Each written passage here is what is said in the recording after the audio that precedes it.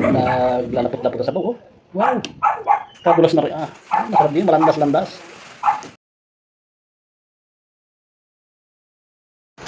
Ayaw. Magandang umaga mga tropa. Ito ngayon ang aking ulam. Tag-ulan ngayon, parang masarap ang sardinas. Nakatuyo, no? Ito ang tinatawag na saluyot. Saluyot. Sa ibang tawag ay pasaw.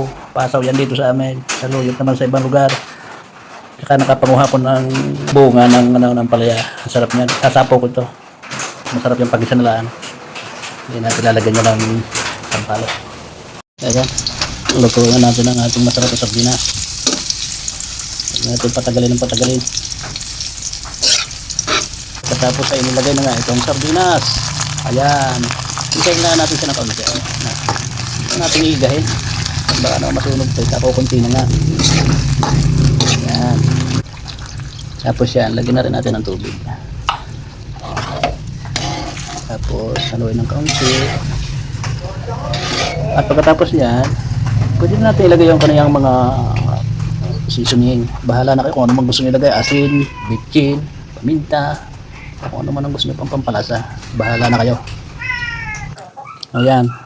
Bahala na yan, kitian na ng kitian. Ang mga nilahokot yung mga secret ingredients, nandito na lahat. Meron yung star anise, black seed ng mustards, cinnamon, saka yung kung ano, sari-sari mga buto. Ayun ay huwag nyo ilalahok at yun na may sinabi ko lang. Kunyari lang yun. Baka hindi nyo naman makaya at manahokan nyo nga. Pinijok-jok lang. At ilalahok ko na nga ang aking pasaw. Yan. Yan ay hindi ko nalalagyan ng suka. Dahil gusto ko pagka yung malandas ay walang asin. Gusto ko yung manamis-namis. Mas masarap pagka manamis-namis. No? Yung wala kang malalasahang asin pagka ganyan malalandas. Gusto ko kahit naman siguro gusto yung malandas. Para dagos-dos na pababa. O yan, mamaya ay paglalantakan ko na tsaka ang ganda na naman ng sardinas. Malalaki. Yan. Pag yan ay lumapot na, ay yan ay pwede nang hanguin. O, kasarap baga. O, ayan. Nasa ko ngayon ito ay malapot-lapot na. O, kasarap na ng sabon na kaunti pa. Kasi medyo malapot-lapot pa. Ayan, o. Akala niyo yung bula-bulat ay hindi yung bulat ay. Gago! Yan ay noodles. Ilagyan ko ng kaunting noodles at para pa ipapampalandas pa rin. Para maglahok-lahok na yung landas na yan. Yan. Namatay na ang ilaw ng aking cellphone. At dahil nga ngayon ay umulan, may dumaan din na magtitinapa, ay ako'y naambunan. Salamat naman sa sponsor. At talagang tama-tama doon sa aking sardinas sa rin. Ituhin na laan yan. Ano naman ang aking ampalaya? Sinapaw ko lang yan. Tapos sasaw ko sa asin. Katalo na yan. At kaya na nga mga tropa, naluto na. At sige mapapadalin tayo. Kagaya nga ng dating gawi, kahit masarap na para sa akin itong ulam na ito, ay tama na sa akin yung kaunting kanin. Sapat na yan. Dahil kailangan natin magbawas ng timbang para hindi na magpipilay-pilay ulit. Ayun. Tama na kaunti. Pag may kaunti, ayos na. At baka naman maubusan agad-agad. Sa susunod ay wala. Ay di nakanganga. Sa panahon ngayon, tamang-tama itong mainit na kape. Ha? Kaya tayo mga tropa. Manganta. Yan, Lakil. Manatin itong sardinas nito kasi masarap nga.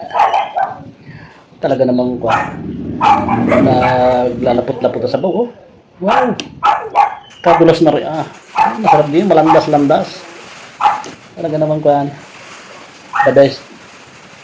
Ang paborito ko yung malalandas. Bismillah. Kaya na. Ako na may sadyang matupi dito sa mga ulam. Hindi naman ako. So, yan. Kain tayo. Init pala.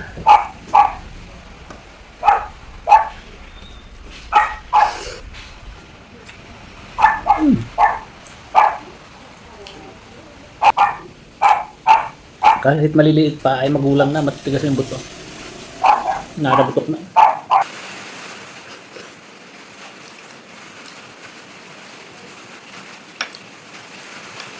Sarap itong tinapang.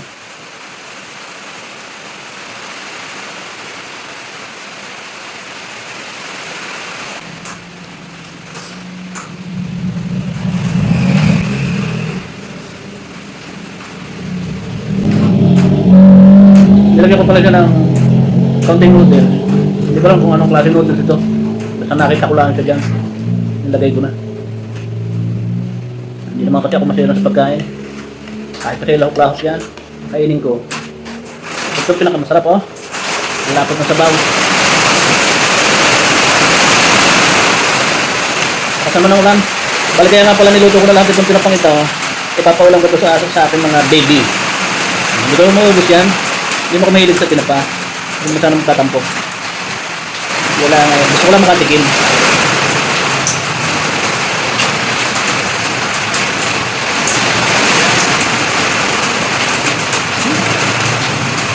Hindi siya mapait.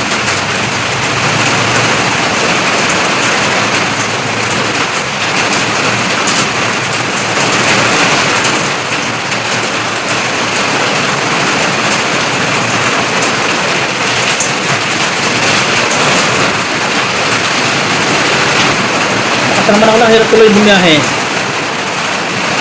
Hirap ang bantay ko, nababasa.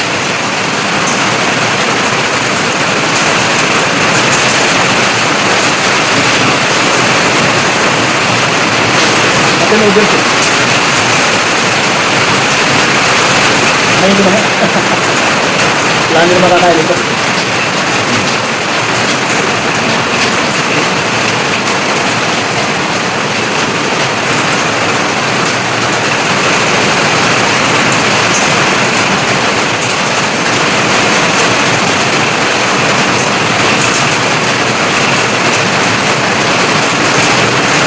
Ito, kung simpleng sardinas mo, pwede mong gawin espesyal. Nakakamula siya ng maraming dahon. Espesyal na yan.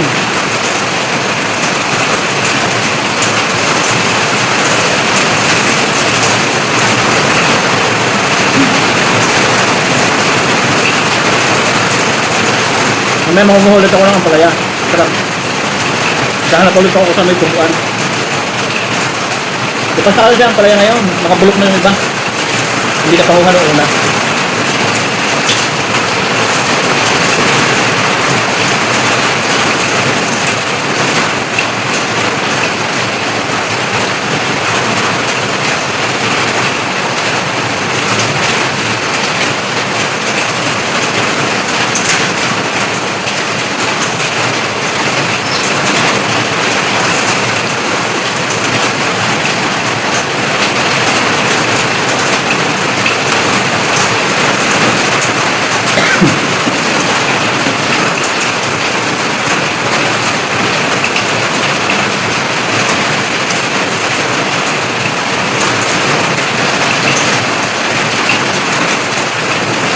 Alam niyo bang gusto ko kong kumain? Kinokontrol ko na lang sarili ko. Pero di na mahihirapan kapag tumaba na naman ako.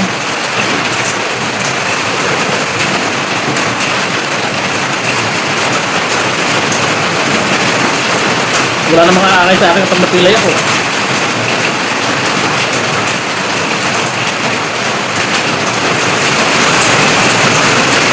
Kaya nga kahit bawal sa akin yung sardinas, kumain pa rin ako dahil matigas ang ulo ko. Nakala ang bawal. Baka naman mamatay na ako nang hindi ko natitikman yung masasarap. Para sa akin masarap na itong sardinas. E di kahit na mamatay ako ngayon, makapakain ako ng bawal. Ha?